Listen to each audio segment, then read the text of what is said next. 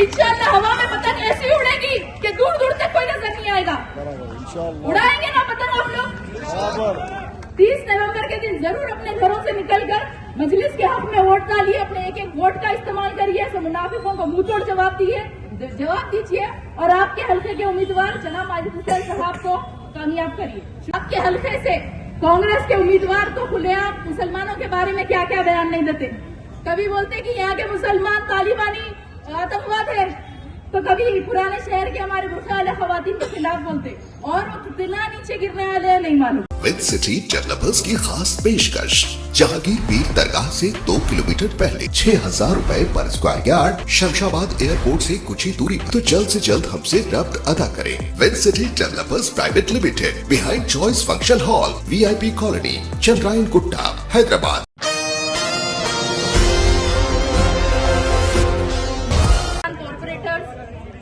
यहाँ मौजूद मेरे भाइयों, बुजुर्गों, मेरी माँ और बहनों, सुनने वाली मेरी माँ और बहनों, अस्सलाम वालेकुम वरहमतुल्लाहि वबरकातुहू। सबसे पहले तो मैं बोलना जरूरी समझती हूँ कि हमारे फलस्तीनी भाइयों बहनों के लिए मैं अपनी दुआ जारी रखना है, क्योंकि अभी तक 10,000 से ज्यादा फलस्तीनियों की मौत हो चुकी है और वो मुजाहिदीन, वो बहादुर लोग अभी भी लड़ रहे हैं, जालिमों का मुकाबला कर रहे हैं और अपने ईमान पर टिके हुए हैं। उनके जज्बे को सलाम।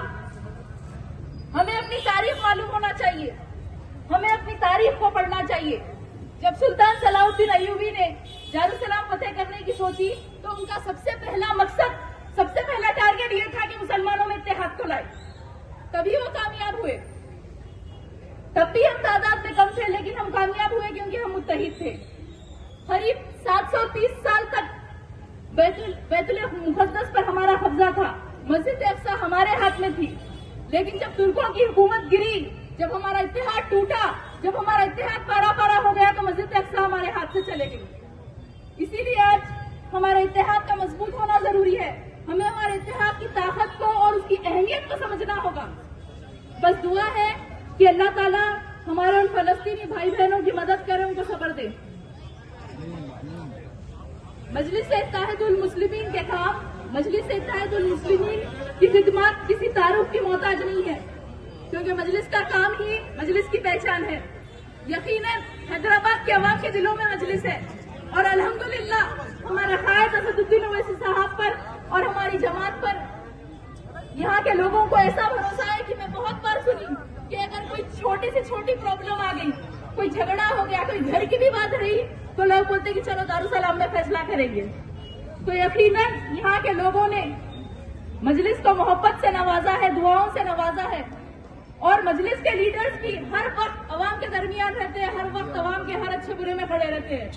तो इस पर भी हमें जरूर भरोसा है कि यहाँ के लोग मजलिस को कामयाब करेंगे, मजलिस को दुआओं से नवाजेंगे इंशाअल्लाह।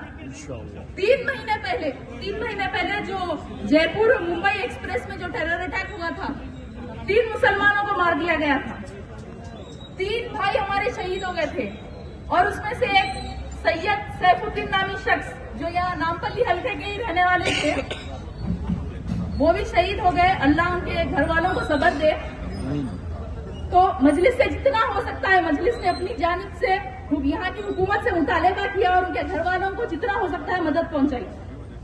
और उन 3 शहीदों में से एक शख्स राजस्थान का भी रहने वाला था, जहां कांग्रेस की हुकूमत है, और मुसलमानों का वोट लेने वाली वो कांग्रेस। हमारे शहीद मुसलमान जो जयपुर टेरर अटैक में शहीद हो गया, उनके घर वालों के लिए वो क्या मदद करे, क्या नहीं करे, आप लोग खुद मालूम करिए और बताइए। और यहाँ की हुकूमत क्या करी वो भी मालूम करिए। ये कांग्रेस और बीजेपी एक ही सिक्के के 2 रूप है। हाल ही में 4 दिन पहले मध्य प्रदेश कांग्रेस के लीडर कमलनाथ खुद बोल दिए कि राम मंदिर बनने का क्रेडिट राजीव गांधी को जाता है, और इसमें कोई शक भी नहीं है। 1986 में जब बाबरी मस्जिद के ताले खोले गए थे, तो राजीव गांधी प्राइम मिनिस्टर थे, कांग्रेस की हुकूमत थी। 1993 में जब बाबरी मस्जिद की शहादत हुई, तो कांग्रेस की हुकूमत थी। तो बाबरी मस्जिद की शहादत में, राम मंदिर बनने में बीजेपी और कांग्रेस दोनों का बराबर का हाथ है। यहाँ के तेलंगाना कांग्रेस प्रेसिडेंट खुद एक संघी है। सनत नगर कांग्रेस कैंडिडेट हिजाब और बुर्के के खिलाफ उन्होंने ट्वीट किया था कि मुसलमान औरतों को हिजाब और बुर्के से निकालना चाहिए। और आपके हल्के से कांग्रेस के उम्मीदवार तो खुलेआम मुसलमानों के बारे में क्या क्या बयान नहीं देते। कभी बोलते कि यहाँ के मुसलमान तालिबानी आतंकवाद है, तो कभी पुराने शहर के हमारे बुर्का वाले खवातीन के खिलाफ बोलते, और वो कितना नीचे गिरने वाले हैं नहीं मालूम। लेकिन हमें पूरा यकीन है कि नामपल्ली की आवाम जरूर ऐसे मुनाफिकों को मुंह तोड़ जवाब देगी। इंशाअल्लाह हवा में पतंग ऐसी उड़ेगी कि दूर दूर तक कोई नजर नहीं आएगा। उड़ाएंगे ना पतंग आप लोग। 30 नवंबर के दिन जरूर अपने घरों से निकलकर मजलिस के हक में वोट डालिए, अपने एक एक वोट का इस्तेमाल करिए, ऐसे मुनाफिकों को मुंह तोड़ जवाब दीजिए और आपके हल्के के उम्मीदवार जनाब माजिद हुसैन साहब को कामयाब करिए। शुक्रिया। अस्सलाम वालेकुम।